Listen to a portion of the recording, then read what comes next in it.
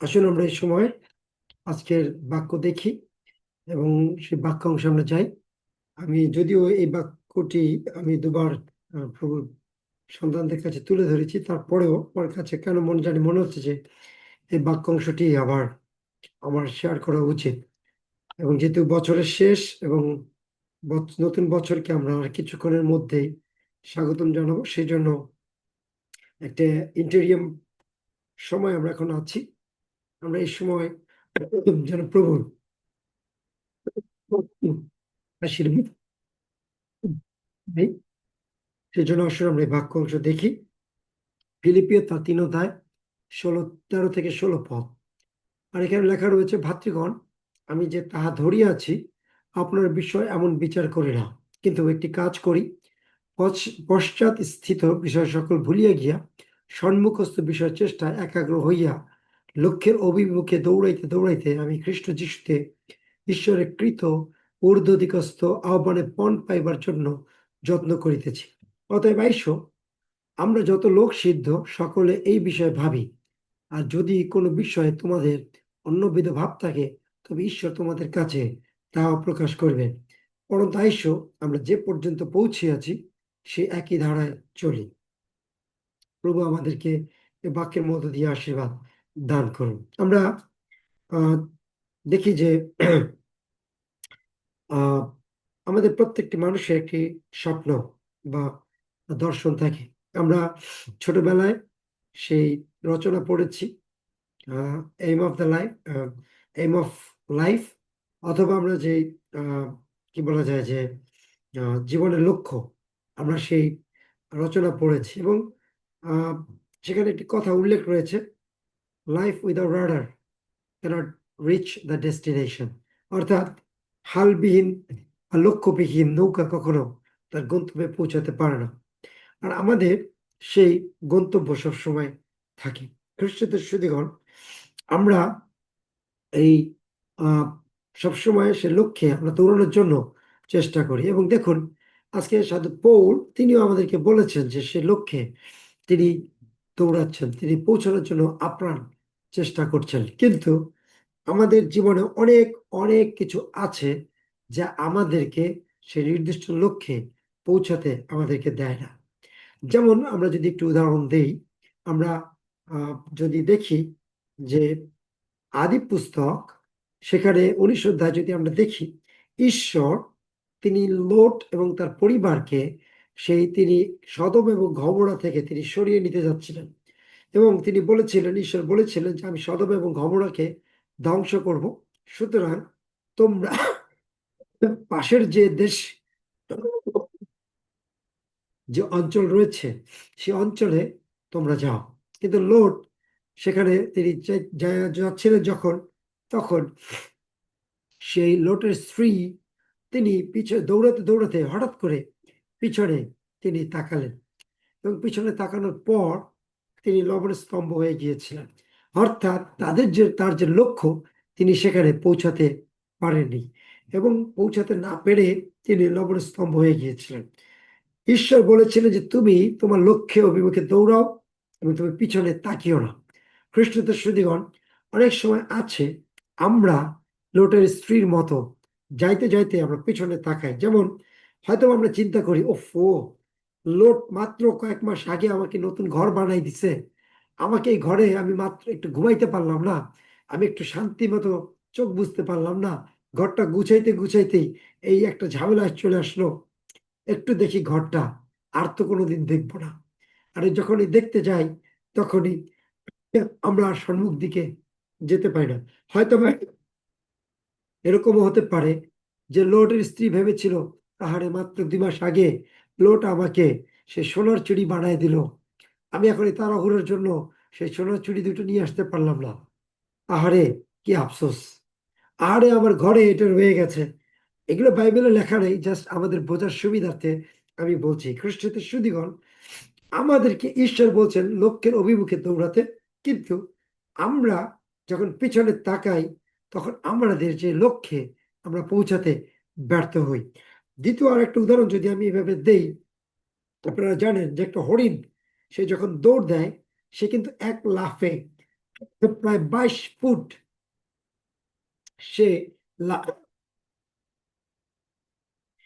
সে 22 foot লাফাতে পারে। এক লাফ দিয়ে সে 22 ফুট দৌড়া মানে লাফ দিতে পারে। কিন্তু অপরদিকে একটা চিতাবাঘ যে তাকে ধরার জন্য দৌড়ায়, সে 21 ফুট লাফাতে পারে। তাহলে স্বভাবতই আমাদের হিসাবে যে চিতাবাঘ কখনোই হরিণকে ধরতে পারবে না। কিন্তু কিছু দূর যাওয়ার পর হরিণ চিতাবাঘের খাবার হয়ে যায়। কেন? কারণ হচ্ছে চিতাবাঘ যখন তাকে দৌড়ানি দেয়, সেই হরিণ সে দৌড়ানোর সময় সামনের দিকে না তাকিয়ে সে মাঝে মাঝে পিছনে তাকায়, দেখে চিতাবাঘ কত দূর আসছে। আর এই যখনই সে দেখতে যায়, তখনই তার দৌড়ের গতি ধীর হয়ে যায়। আর যখনই ধীর হয়ে যায়, সেই ধীরের সময় সেই চিতাবাঘ সে অনেক দূর এগিয়ে যায়। এইভাবে করতে করতে এক সময় সেই হরিণ চিতাবাঘের খাবার হয়ে যায়। খ্রিস্টীয় সুধীগণ, তাহলে আমরা দেখি যখন আমরা জীবন চলার পথে আমরা যখন পিছনে তাকাই, তখন আমাদের ডেস্টিনেশনে অর্থাৎ আমাদের লক্ষ্যের অভিমুখে আমরা পৌঁছাতে আমরা ব্যর্থ হই। কিন্তু আজকে আমি আপনাদেরকে বলতে চাই যে আমরা খ্রিস্ট বিশ্বাসী হিসেবে আমাদের অতীত জীবনকে আমরা যেন না দেখে আমরা যেন সম্মুখ দিকে যেন আমরা দৌড়াই। আর মাত্র কয়েক ঘন্টা পর, 1 ঘন্টা 54 মিনিট পর আমরা সেই নতুন বছরে পদার্পণ করব। আমরা দৌড়াচ্ছি, আমরা মনের মধ্যে একটা আলাদা একটা আনন্দ কাজ করছে, একটা সেই উৎসুক কৌতূহল আমাদের কাজ করছে। আমরা সেই চিন্তা করছি যে উফ, নতুন বছর হয়তো বা 2026 সাল আমাদের জন্য এই হবে। কিন্তু আজকে আমরা কি সেই লোটের স্ত্রী মতো বা সে হরিণের মতো পিছনে কিছু তাকাচ্ছি, নাকি আমরা সে সম্মুখ দিকে এগিয়ে যাচ্ছি? আজকে কি আপনার আমার মধ্যে সে কিছুটা ভয় বা কিছুটা সংশয় কাজ করছে, নাকি আমরা সেই একদম ডানে বাঁয়ে না তাকিয়ে আমরা সম্মুখ দিকে এগিয়ে যাচ্ছি? আমি প্রথমে বলতে চাই, আমি কয়েকটি পয়েন্ট নিয়ে আপনাদের সাথে আহ, কথা বলতে চাই।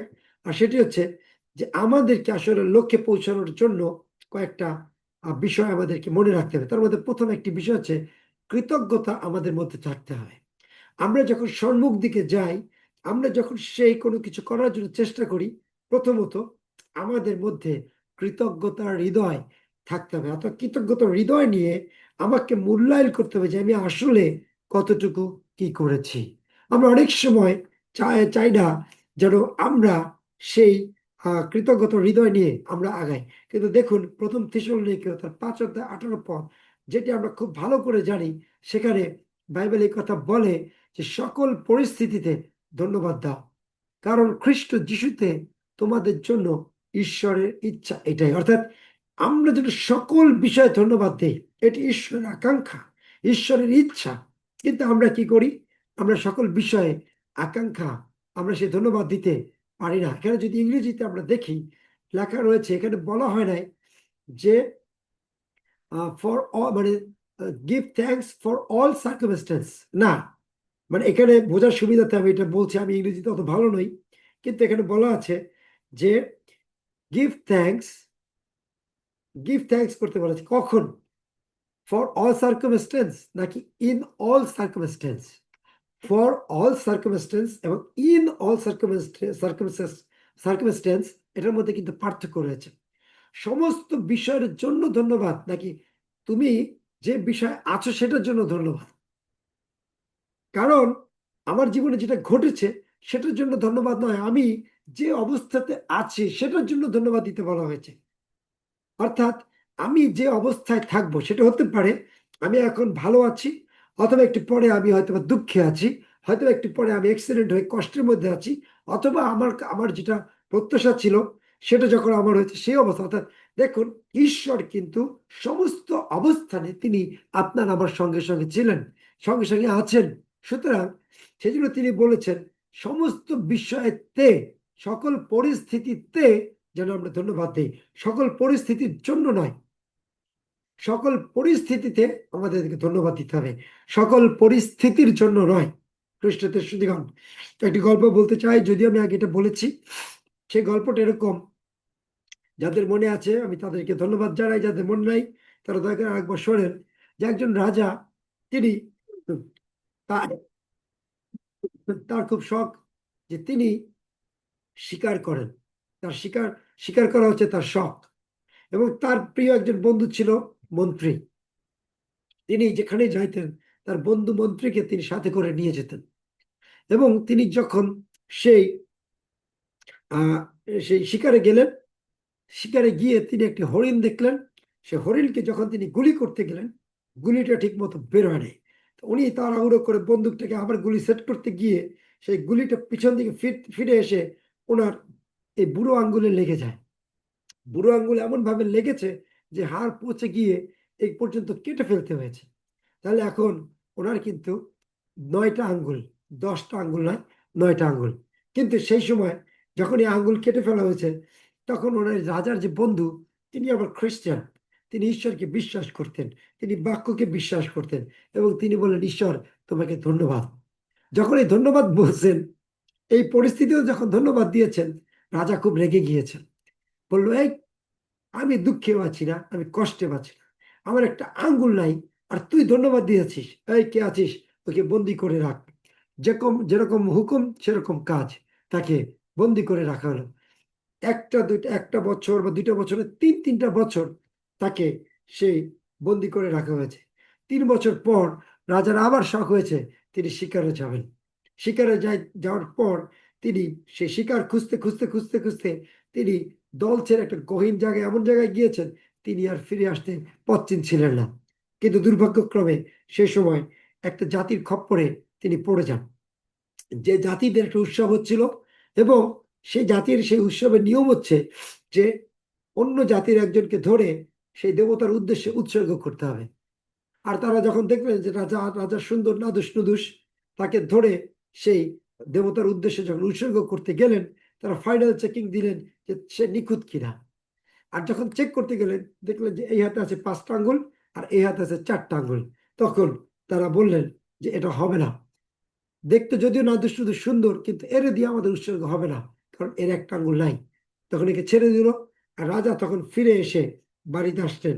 আসার পর তিনি বললেন, বন্ধু আমার বন্ধুরে ফেরত নিয়ে আসো।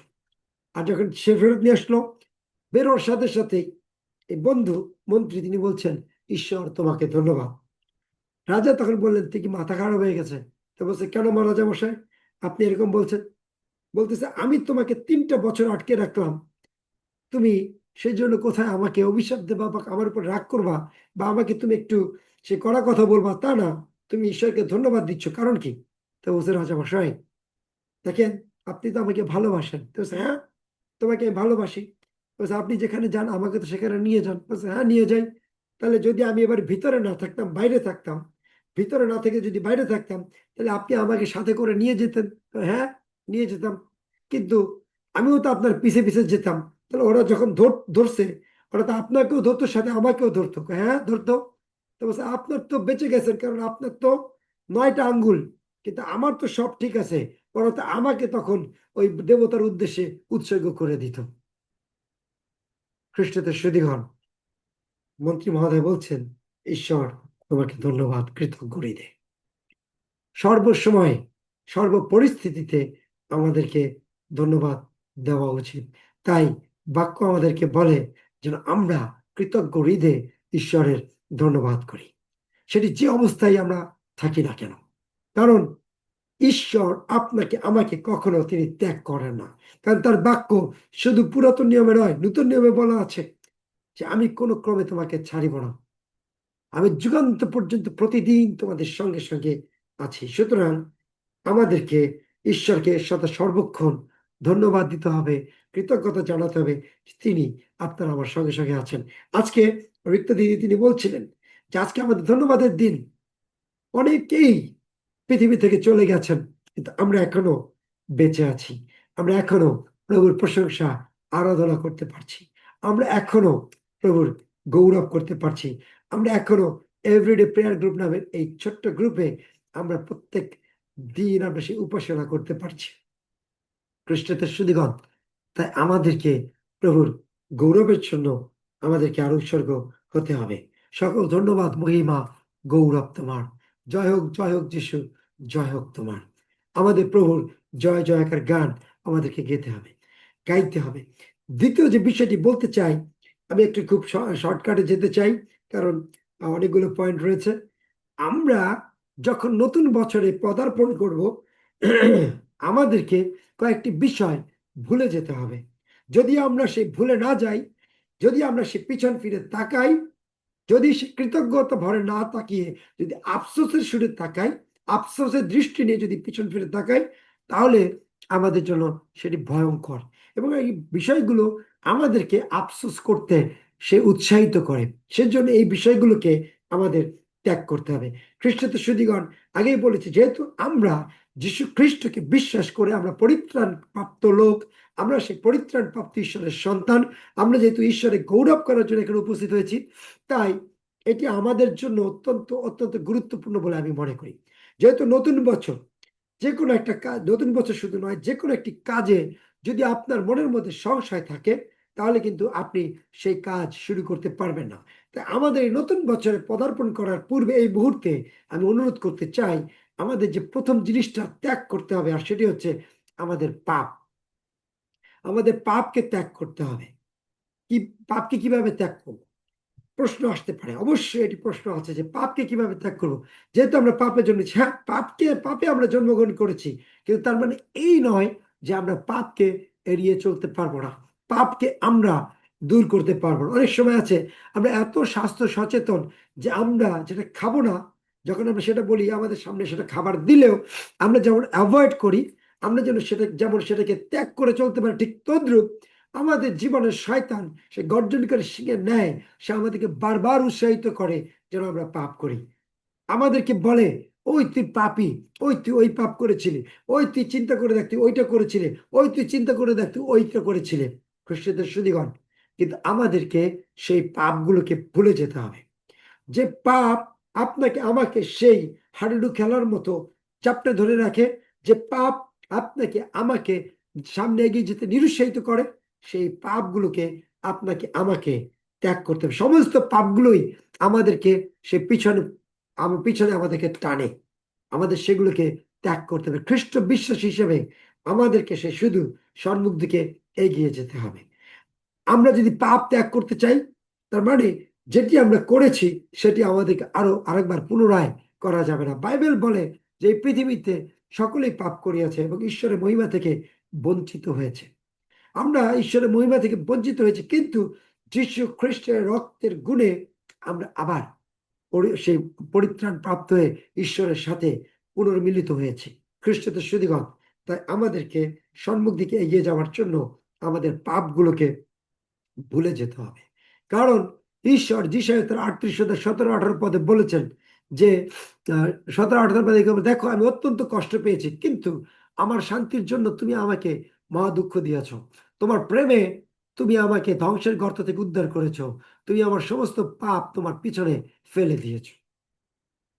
গীত সংহিতা তার 103-12 পদে এই কথা বলা আছে, পূর্ব দিক হইতে পশ্চিম দিক যত দূরবর্তী, আমা হইতে আমার পাপ তুমি তত দূরবর্তী করিয়াছ। খ্রিস্টদের সুধীগণ, ঈশ্বর আপনাকে আমাকে আজকে উৎসাহিত করেছেন, না তোর পাপ আমি দূরবর্তী করেছি, তোর পাপ নেই, সুতরাং তুই আর এই চিন্তা করবি না। খ্রিস্টদের সুধীগণ, আসুন আমরা সেই পাপগুলোকে আমরা ত্যাগ করি, সেই পাপগুলোকে আমরা দূরীভূত করি। দ্বিতীয়ত যে বিষয়টি রয়েছে সেটি হচ্ছে আমাদের অনেক ভুল রয়েছে, আমাদের মধ্যে অনেক ভুল রয়েছে, সেই ভুলগুলোকে আমাদের ত্যাগ করতে হবে। এই পৃথিবীতে এমন কোনো লোক নাই যে ভুল করে নাই। যেমন পাপ করে নাই এমন কেউ নাই, ঠিক তদ্রুপ ভুল করে নাই এমন কেউই নাই। যত বড় আমরা সেই নামি দামি বা সেই জ্ঞানী লোক দেখি না কেন, সবাই কোনো না কোনো ভুল তারা করেছে। কিন্তু আপনি আমিও ভুল করছি, কিন্তু সেই ভুলকে যদি আপনি আমি প্রাধান্য দিয়ে সেখানেই বসে থাকি, সেখানে স্টপ হয়ে যাই, তাহলে আপনার আমার জীবনের যে গতি রয়েছে সেটি আপনাকে আমাকে সম্মুখ দিক এগিয়ে যেতে বাধা দান করবে। সুতরাং ভুল হয়েছে এটা ঠিক, কিন্তু ভুলের মাসুল দিয়ে ভুল যাতে পুনরাবৃত্তি না হয়, ভুলকে যেন আপনি আমি প্রাধান্য না দিয়ে যেন সম্মুখ দিকে এগিয়ে যায়। তাহলে সম্মুখ দিকে এগিয়ে যাওয়ার জন্য প্রথমত আমাদের যেটা রয়েছে, আমাদের কৃতজ্ঞতার হৃদয় থাকতে হবে। দ্বিতীয়ত আমাদের পাপকে ভুলে যেতে হবে। তৃতীয়ত আমাদের জীবনের ভুলগুলোকে ভুলে যেতে হবে। চতুর্থ যে বিষয়টা সেটা হচ্ছে আমাদের জীবনে যে দুঃখ রয়েছে সেগুলোকে আমাদের ভুলে যেতে হবে। খ্রিস্টতে শুদ্ধিকরণ, দেখুন তো এই বছরের শেষে এসে একটু চিন্তা করে দেখুন তো কে কে আপনাকে দুঃখ দিয়েছে বা কি কি কারণের জন্য আপনি দুঃখ পেয়েছেন। অনেক বিষয় রয়েছে। আপনি যদি হিসাব করেন 365 দিনে কম করে হলো 365টা সেই দুঃখ আপনি পাবেন। কেউ না কেউ কোনো না কোনো ভাবে, ছোট হোক বড় হোক, আপনাকে দুঃখ দিয়েছে। সেটা কথায় হোক কাজে হোক, এবং আপনি আমি ঠিক একইভাবে সে অন্যকে দুঃখ দিয়েছে, কথায় হোক কাজে হোক। কিন্তু সেই দুঃখ কষ্টগুলোকে যদি আপনি আমি ধরে রাখি, তাহলে কখনোই আপনি আমি সম্মুখ দিকে এগিয়ে যেতে পারি না, পারবো না। কারণ সেটি আপনাকে আমাকে বাধা দান করে, আপনাকে আমাকে সম্মুখ দিকে এগিয়ে যেতে বাধা দান করে। যখন আপনি মনে করবেন যে এই দুঃখ নিয়ে যদি আমি আগাই, এইটা যদি ওকে যদি আমি এভাবে না করতে পারি, ও আমাকে এইটা করেছে, ওকে যদি আমি এভাবে, ওরে আমি পায়া নেই সামনে, ওরে এই এই এরকম করব, ওকে আমি ওরকম করব, ওরে এটা আমি সহ্য করতে পারছি না, ওকে আমি ক্ষমা করতে পারছি না, খ্রিস্টতে শুদ্ধিগণ, তাহলে কখনোই আপনি আমি সম্মুখ দিকে এগোতে পারবো না। আজকে যদি যীশু খ্রিস্ট তিনি যদি সেই ক্রুশে মৃত্যুবরণ করার আগে যদি এভাবে বলতেন, ইস্করিত জিহুদা, তোকে আমি দেখে ছাড়বো, তোকে আমি দেখে ছাড়বো, তুই আমাকে ধরাই দিছিস, আমার 3 বছর খাইয়া পড়িয়া আমার সাথে তোদের আমি এত বিশ্বাস করলাম, আমার সেই সমস্ত কিছু তোর কাছে রাখলাম, আর তুই আমার সাথে বিট্রে করছিস, তোকে আমি দেখে নেব। যদি তিনি এই হৃদয় থাকতেন, তাহলে তিনি কখনোই আপনার আমার জন্য ক্রুশকে তিনি বহন করতে পারতেন না। তিনি বলতে পারতেন না, পিত ইহাদিগকে ক্ষমা করো, কেননা ইহারা কি করিতেছে তাহা জানে না। খ্রিস্টদের শুদ্ধিকর, আমরা তো ঈশ্বরে বিশ্বাসী, আমরা তো ঈশ্বরের সেবাকারী, আমরা তো ঈশ্বরের গৌরবকারী। কিন্তু আমরা যদি সেই যিশুর মতো করে জীবন যাপন করতে না পারি, তাহলে খ্রিস্ট যে আমাদের মধ্যে আছেন তার প্রমাণ আমরা কিভাবে দিতে পারব? তাই আমাদের উচিত হবে যে আমরা সেই দুঃখকে ভুলে যাই, আমরা যেন সেই কষ্টকে ভুলে যাই। কারণ সে তো জানে না সে কি করছে, বা সে জেনেও করছে, কিন্তু তার লেভেল ওই রকম। যখন আমরা এটা চিন্তা করব, তখন দেখবেন আপনার দুঃখ, আপনার তার বিরুদ্ধে অভিযোগ, তার বিরুদ্ধে কথা আপনার থাকবে না। এবং তৃতীয়ত পঞ্চম যে বিষয়টা সেটা হচ্ছে আমাদেরকে বিশ্বাসের সম্মুখে এগিয়ে যেতে হবে। বিশ্বাসে আমাদের সম্মুখে এগিয়ে যেতে হবে। আমরা বিশ্বাসী, এটি একটা কোনো ভুল নাই, কিন্তু আমরা কি বিশ্বাসে এগিয়ে যেতে পারছি?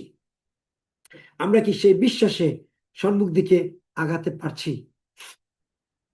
খ্রিস্টতে শুদ্ধিগণ, দেখুন যেরেমিয়া তার 29 অধ্যায় 1 পদে 11 পদে লেখা আছে, আমাদের জন্য তার হৃদয়ের কথা মনে করিয়ে দেয়। কেননা সদাপ্রভু বলেন, আমি তোমাদের পক্ষে যে সকল সংকল্প করিতেছি তাহা আমি জানি, সেই সকল মঙ্গলের সংকল্প, অমঙ্গলের নয়, তোমাদিকে শেষ ফল ও আশা সিদ্ধ দিবার সংকল্প। অর্থাৎ আপনার আমার জন্য ঈশ্বর তিনি সংকল্প করেছেন, সেই সংকল্প আপনাকে আমাকে বিশ্বাস করে এগিয়ে যেতে হবে। তার বৃহৎ প্রমাণ স্বয়ং আব্রাহাম।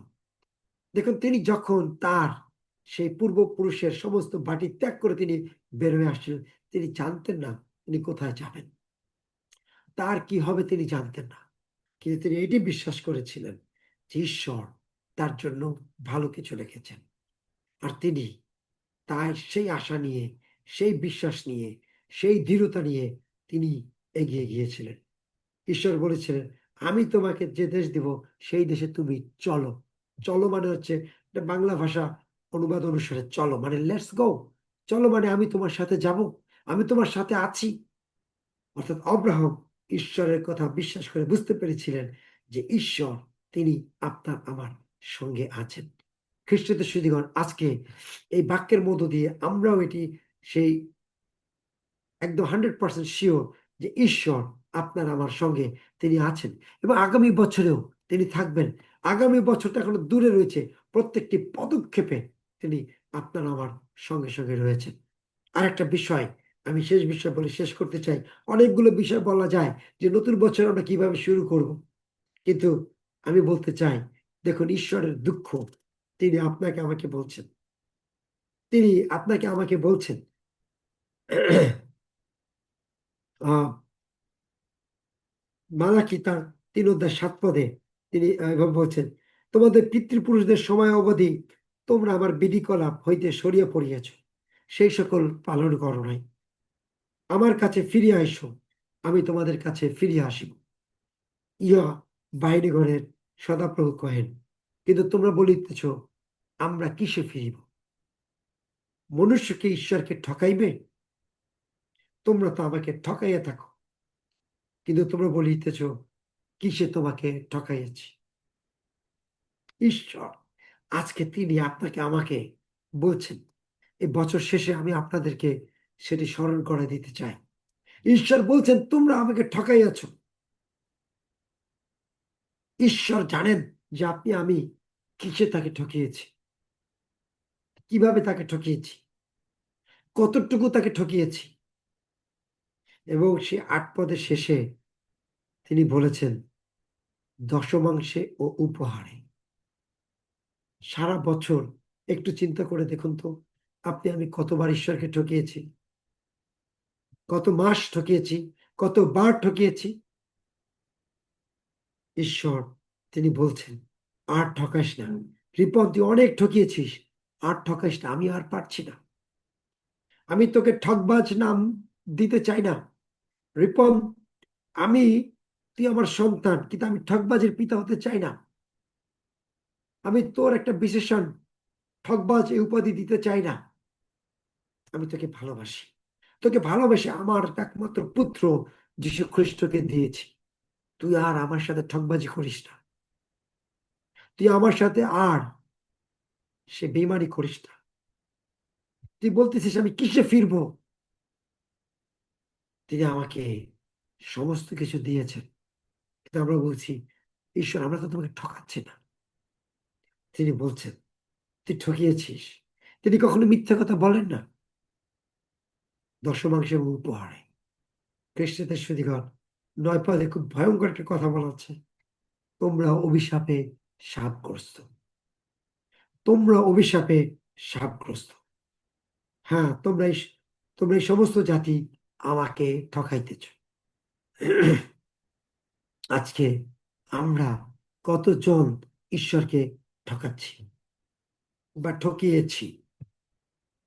আমরা ঈশ্বরকে ঠকিয়েছি, কিন্তু আমরা প্রার্থনা করছি যেন আমরা সেই সুন্দর একটি বছর শুরু করতে পারি। আমরা মিথ্যা কথা বলছি, কিন্তু আমরা প্রত্যাশা করছি আমাদের জীবনে আশীর্বাদের। আমরা উপহার দিতে কার্পণ্য করছি, কিন্তু আমরা অনেক সেই জাগতিকভাবে অনেক কিছুর প্রত্যাশা আমরা করছি। আমি ঈশ্বরকে সময় দিচ্ছি না, কিন্তু আমি সুস্বাস্থ্যের প্রত্যাশা করছি। আমি ঈশ্বরের কাছে যাচ্ছি না, কিন্তু আমি ঈশ্বরের কাছ থেকে আশীর্বাদ প্রত্যাশা করছি। ঈশ্বর বলছেন, হে ঠকবাজ রিপন, ভালো হয়ে যাও, আর আমাকে কষ্ট দিস না, আর আমাকে দুঃখ দিস না। তুই যদি আমাকে ঠকাস, আমি কিভাবে তোকে আশীর্বাদ করবো? কিন্তু খ্রিস্ট সুদীগণ, তিনি আপনাকে আমাকে আশীর্বাদ করে যাচ্ছেন প্রতিনিয়ত, প্রতিদিন তার প্রতিজ্ঞা তিনি রক্ষা করে যাচ্ছেন। কিন্তু আমি কি সে প্রতিজ্ঞা রক্ষা করতে পারছি? আসুন না আমরা পরিবর্তিত হই। নতুন বছর শুরুতে আমরা প্রতিজ্ঞা নেই যে ঈশ্বরকে আর ঠকাবো না। সেটা হতে পারে সময়ের, সেটা হতে পারে তার সাথে প্রতিজ্ঞার, সেটি হতে পারে তার সাথে দশমাংশে, হতে পারে উপহারে, হতে পারে বিভিন্ন কিছুতে। খ্রিস্টদের সুদীগণ, আমি শেষ করতে চাই, আমরা আমাদের সন্তানদের জন্য প্রার্থনা করি যে প্রভু তুমি আমাদের সন্তানদেরকে সঠিক পথে নিয়ে আসো। কিন্তু দুঃখের বিষয়, আমাদের সন্তানেরা যখন ভুল করে, তখন আমরা তাকে সঠিক শিক্ষা দিই না। কিন্তু আমরা ঠিকই প্রার্থনা করি যে ঈশ্বর তুমি তাকে ঠিক করো। আমার সন্তান যখন অন্যায় করে, আমি তাকে বাধা দিই না। আমার সন্তান যখন অন্যের সাথে মারামারি করতে চায়, অন্যের সাথে চুরিচামারি করতে চায়, অন্যের সাথে যখন খারাপ কাজ করতে যায়, আমি তাকে বাধা দিই না। কিন্তু আমি ঈশ্বরের কাছে বলি, ঈশ্বর তুমি তাকে ঠিক করো। কিন্তু ঈশ্বর তো তাকে আপনারা আমার কাছে উপহার হিসেবে দিয়েছেন। তিনি সেই আপনাকে আমাকে সেই আপনার আমার কাছে বন্ধক রেখেছেন, যেন এই জমিটাকে যেন আমি সুন্দরভাবে যত্ন করি, কেয়ার করি, এই গাছটাকে যেন আমি সুন্দরভাবে বৃদ্ধি পাওয়াই। কিন্তু যখন না করি, আমরা কিভাবে তার কাছ থেকে প্রত্যাশা করি যে তিনি আপনাকে আমাকে আশীর্বাদ করবেন। তাই আসুন আমরা এই নতুন বছরে পদার্পণ করার আগে আমরা সেই একটু পরিবর্তিত হই। আমরা প্রভুকে বলি, আমরা যেন সেই কৃতজ্ঞ হৃদয়ে সবসময় যেন প্রভুর কাছে আসি। আমরা যেন আমাদের পাপকে ভুলে যাই, আমরা যেন আমাদের ভুলগুলোকে ভুলে যাই, আমরা যেন আমাদের দুঃখগুলোকে ভুলে যাই, আমরা যেন সেই বিশ্বাসের সম্মুখ দিকে এগিয়ে যাই, আমরা যেন দান দশমাংশে আমরা যেন প্রভুকে যেন না ঠকাই। আমরা সেই দৃঢ়তা নিয়ে, সেই প্রতিজ্ঞা নিয়ে আমরা নতুন জীবনকে আমরা শুরু করি। প্রভু আমাদের প্রত্যেককে এই বাক্যের মধ্য দিয়ে নতুন উদ্দীপনা নিয়ে, নতুন দৃঢ়তা নিয়ে নতুন বছর শুরু করতে আশীর্বাদ দান করুন। আমেন। আমেন। আমেন।